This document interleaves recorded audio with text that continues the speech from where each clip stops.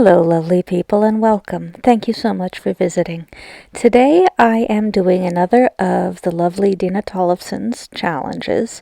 The theme for this one is the Growing Garden Art Challenge, a fitting challenge for spring.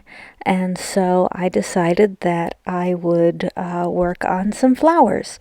And I'm working in acrylics on I think it's a 9 by 12 canvas board. And I started just by working in a background of mixed green shades with a brush, a fairly wide brush, and kind of keeping my brush strokes curved so that the background had kind of a grassy feel. And then after that, I would let that dry, and I did this in several layers, working first with the big brush, and then I think after the second round of letting it dry, I came back in with a thinner brush and started working on what I hoped looked like a foreground of finer, more distinct blades of grass or stems of flowers. And you can see me doing that here. My camera appears to think that one of the greens is green screen, but oh well. So I worked in with a bunch of different shades of green, trying to keep darker greens near the bottom and on the other undersides of stems and grass blades, and brighter greens at the top and on the upper sides of blades of grass and stems, so that it looked like light coming down into the grass. And then I tried an experiment which I don't think worked out, and that was putting down little pools of color and using a water balloon, or rather a water-filled glove, to smash them. And I really didn't like that. So I let that dry, and then I came in with yellows and oranges and a paintbrush and actually worked in the flowers using a paintbrush. And just as with the grass, I did this in multiple layers, letting it dry between, and working in, starting in kind of a mid-tone and then adding in lights and darks to look like highlights and shadow. And just worked back and forth across the page, working on numerous shades and letting it dry in between. So these end up being sort of daffodils. They're a little bit clunky to be daffodils, but that is kind of the feel I was going for. I was hoping for a fairly loose, not overly precise painting, and that's pretty much what I got.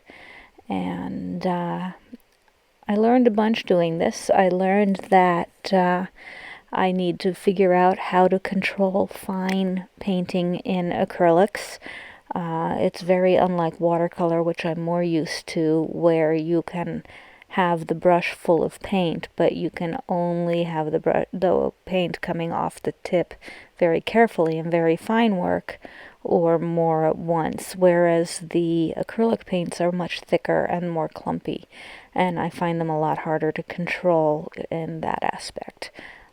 They're easier to control in other ways than watercolor, but in terms of coming up with a nice, evenly controlled amount of paint coming off the brush, it's much more difficult. But I worked back and forth with these, and I like the result. It's pretty good for a first attempt at this type of painting. I think the highlights and shadows worked out pretty well, and I'm pleased.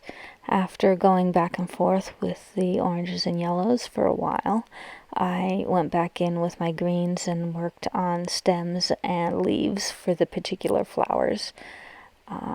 And again, going back and forth, starting with kind of a mid-tone, and then coming back with lighter and darker shades to put in the shadowing underneath and the highlights on top and give it more depth and three-dimensionality. Again, still trying to keep it somewhat loose and not precisely abstract, but certainly not going for realism. And it was really fun. I really enjoyed this, and thanks to Dena Tollefson for another art challenge that sparks creativity and comes up with interesting results. This was a lot of fun. So, as always, if you like this, please hit the like button. Please subscribe if you're interested in seeing more of my experiments in the world of art. Let me know what you think in the comments below. And here's the finished dried picture. I really do like it.